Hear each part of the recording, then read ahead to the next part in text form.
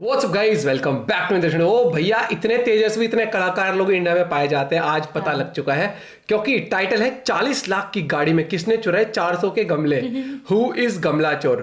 तो फन तंत्र वीडियो होने वाली है आरजे रौनक चैनल से, तो साथ में करते हैं एंजॉय। भैया गजब लोग, ये मस्त लगता है ना, रन तंत्र फन तंत्र है ना। तो ओ भैया जितना हो सके वीडियो शेयर करते हैं स्टार्ट। 1 2 3 let's go. दोस्तों, रशियंस का जो संबंध गर्ल से है, जापानियों का जो संबंध तेल से है, ऑस्ट्रेलिया का जो संबंध खेल से है, आजम का जो संबंध जेल से है, रौनक का जो संबंध पेल से है, पुरी का जो संबंध भेल से है, वही हम भारतीयों का संबंध फ्री से है। बोले तो मुफ्त से। माले मुफ्त दिले बेरहम। मतलब हम वो बच्चे हैं जिन्हें स्कूल में 1 2 3 नहीं 1 2 फ्री सिखाया। फ्री में मिल जाए तो दूसरों की जुएं निकाल के भी अपने सर में हम डाल लेने। मुफ्त में मिलने वाली दारू हम लोग इतनी पी जाते हैं कि अगर एक गलती से धक्का लग जाए तो कान से दारू का फव्वारा निकल जाता है। और हम लोग फ्री के इतने शौकीन है कि अगर फ्री में और मुफ्त में मिल रहा हो तो हम लोग साइनाइड भी रख लेते हैं कि चलो आगे कभी काम आएगा। तो दोस्तों, ये थी भूमिका। अब जरा चावला पे आती। तो हुआ यूं कि जैसा कि हम जानते हैं G20 समिट से पहले गुड़गांव के एक चौराहे को सजाने के लिए काफी सारे गमले रखे थे। तभी वहां पर एक 40 लाख की गाड़ी आई। गाड़ी रुकती है, उसमें से 2 लोग निकलते हैं। गाड़ी में बैठे इन 2 कमलों की नजर गमलों पर पड़ जाती है। शायद इन्होंने सोचा होगा कि इन गमलों में पानी कौन डालेगा। इसलिए इन गमलों को अपने घर ले चलते हैं और इनका दाना पानी हम ही संभालते हैं। इस नेक विचार के बाद ये अगले 1.5 मिनट एक के बाद एक मासूम गमलों को किडनैप कर अपनी गाड़ी में ठूसना शुरू करते हैं। और इस तरह 40 लाख की गाड़ी में बैठे ये 2 लोग 400 का गमला गाड़ी में रखते हैं और अपने घर की तरफ निकलते हैं। दोस्तों, रामानंद सागर जी की रामायण होती तो इस दृश्य पर देवता आसमान से जरूर इन पर जूतों की वर्षा करते। इस हरकत को देखकर बुरा न बोलने की सीख देने वाले गांधी जी के बंदर भी बेन स्टोक्स को याद कर बैठते। बापू जिंदा होते तो इस जलील हरकत को देखते ही इनके सिर पे लाठी मारकर अपनी अहिंसा वाली कसम तोड़ बैठते। मतलब क्या ही घटिया हरकत की है बे आप लोगों ने। जब से मैंने वीडियो देखा है सच में स्टंट हूं। सोचता हूं जब ये भाई साहब गमले को अपने घर में ले गए होंगे तो बच्चों से क्या बताया होगा कि कहां से ले आया हूं ये गमला। और आज गमला चुराई की रस्म का वीडियो पूरी दुनिया में वायरल हो रहा है। तो क्या सोच रहे होंगे इनके घर वाले।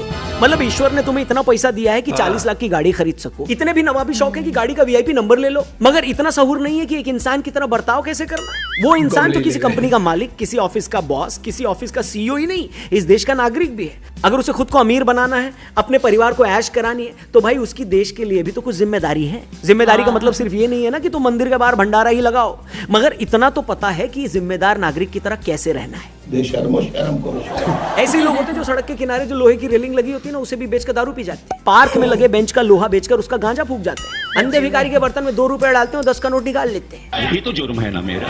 और ऐसा नहीं है कि ऐसी जलील हरकत करने वाले इस देश के ये इकलौते क्रांतिकारी हैं। ये देश ऐसी महान आत्माओं से भरा पड़ा है। यहाँ हर कोने में भांग घुली हुई है, हर कुछ दूरी पर चरस बो रखी गई है। इस साल के शुरू में ये खबर आई कि बिहार के जहानाबाद में चोरों ने लोहे का पुल ही काट कर बेच दिया। लोहे का पूरा पुल। आप डेयरिंग देख रहे हैं भाई लोगों की। छुट भैया चोर पॉकेट मारते हैं, मोबाइल मारते हैं, मच्छर मारते हैं, कुछ लोग तो गप मारते हैं, बाकी के लोग झक मारते हैं। लेकिन इनको देखो, इन लोगों ने तो पूरे के पूरे लोहे का पुल ही मार दिया और किसी को हवा तक नहीं लगी। इसी तरह कुछ रणबांकुरों ने पिछले महीने मधुबनी में रेलवे की पटरी ही उखाड़ कर बेच दी और कोई उनका कुछ नहीं उखाड़ पाया। ये वही चोर हैं जिन्होंने अपने करियर की स्टार्टिंग में ही पढ़ लिया था कि थिंक बिग। जब बाकी लोग साइकिल चुराने की सोच रहे थे तब ये लोग रेलवे की पटरी का नाप लेने में लगे थे। बाकी चोर जब इंस्टाग्राम पर चप्पल चुराने के कारनामों की रील डाल रहे थे तब ये रेलवे पटरी को फोल्ड कर ट्रक में चढ़ाने में लगे हुए थे। जब बाकी के चोर साइकिल की चुराई हुई चेन में पेंडेंट डालकर अपनी पत्नी को गिफ्ट कर रहे थे तब ये थिंक बिग वाला चोर क्या कर रहा था पता है? पटरी के लोहे को बेचकर गोवा में सी फेसिंग बंगला खरीद रहा है। तेजस्वी लोग हैं। इन सब के बावजूद लोग कहते हैं कि हिंदुस्तान में लोगों को आजादी नहीं है। और कितनी आजादी चाहिए? देख लो। गमला चुराने वाला आदमी जब स्ट्रीट लैंप उखाड़ कर घर ले जाएगा तो आजादी मिलेगी क्या? लोग क्या गाड़ी के छत पर चढ़कर गोल गोल घूमकर मूतने लगे? क्या लोग डिवाइडर की ईंटें उखाड़ कर अपनी छत पर एक एक्स्ट्रा कमरा डाल ले? क्या और होगा जिससे तुम मानोगे कि हिंदुस्तान में बड़ी आजादी है?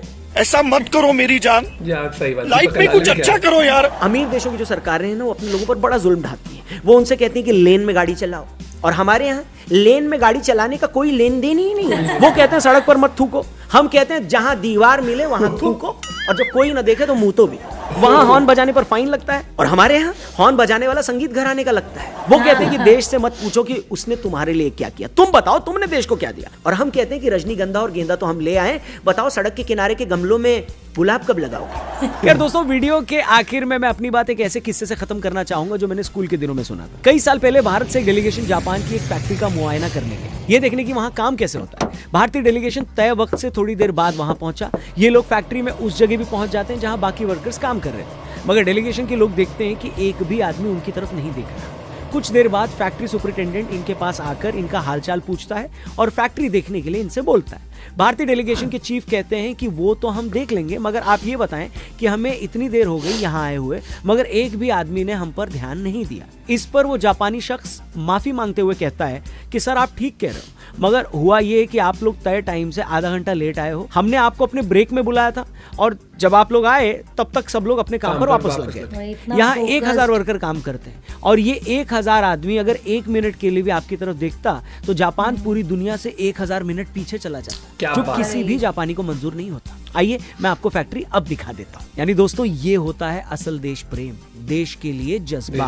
और जब लोगों में ऐसा जज्बा होता है तो चौराहे पर लगे गमले उठाकर घर नहीं ले जाते, बल्कि अपने शहर को सुंदर बनाने के लिए घर में लगा गमला भी लाकर चौराहे पर रख देते हैं। देश प्रेम का मतलब सोशल मीडिया पर लोगों से सिर्फ भिड़ना नहीं है, फेसबुक और इंस्टा पर सिर्फ देशभक्ति वाली शायरी पोस्ट करना भी नहीं है। देश प्रेम का मतलब है आप तब भी अपना फर्ज निभा रहे हो जब आपको कोई देख न रहा हो, तब भी नियमों का पालन कर रहे हो जब वहां कोई जुर्माना ना हो, वहां भी इंसानियत दिखा रहे हो जहां आपका उस शख्स से कोई रिश्ता ना हो। और जब हम ऐसे हो जाएंगे ना तो हमारी देशभक्ति की मिसाल हम नहीं दुनिया देगी, जैसे अब हम जापान की मिसाल दें। ये वीडियो अगर आपको पसंद आई हो तो अपने दोस्तों तक भी पहुंचाना, इसे जरूर शेयर करना और कमेंट करके बताना कि भाई बहुत सही। ये जो एग्जांपल तो दिया जापान का ना, बहुत ही गजब था। और ये चीज तो है, वहाँ के लोग बहुत ही टाइम के पाबंद है, हर एक चीज पूरा शेड्यूल अपने तरीके से जीते हैं वो। और अपने यहाँ पे अगर कोई आ जाए ऑफिस टाइम में भी, अरे चल चाय पी के आते हैं, मस्ती करके आते हैं, वो अलग जोन रहता है।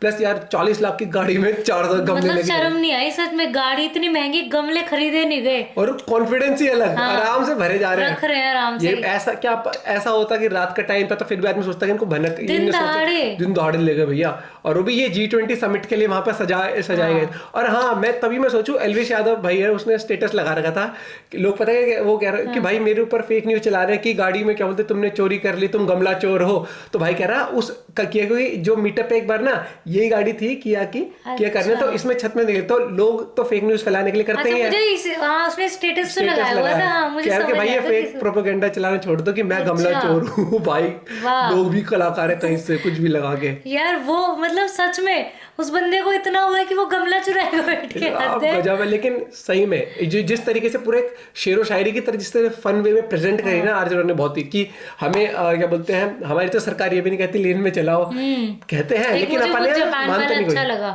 जापान का बहुत अच्छा लगा। हाँ, काम को भाई साहब तेजस्वी लोग तो इंडिया भरे पड़े हैं, पुल गायब कर देंगे, पटरी गायब कर देंगे, लोहा बेच के, वो बेंच बेच के दारू पी जाएंगे। मतलब कि आपको एडवांस होना, लेकिन इस तरीके से एडवांस नहीं होना भी नहीं। हाँ, बाकी आपको पॉइंट ऑफ व्यू इस बार में जरूर बताना। एंड भैया ये जो मुझे लग रहा है पकड़ा तो गया होगा, थोड़ी क्लास तो लगी होगी, मतलब वैसे कोई सजा नहीं दी होगी, लेकिन मुझे लगता है थोड़ा बहुत जुर्माना या कुछ ना कुछ। भैया गजब लोग है भैया, 4 लाख की गाड़ी 400 गमला टाइटल बढ़िया दिया। लेकिन आपको क्या पॉइंट ऑफ व्यू जरूर बताना, जितना हो सके वीडियो कर दें share, like, bye, take care.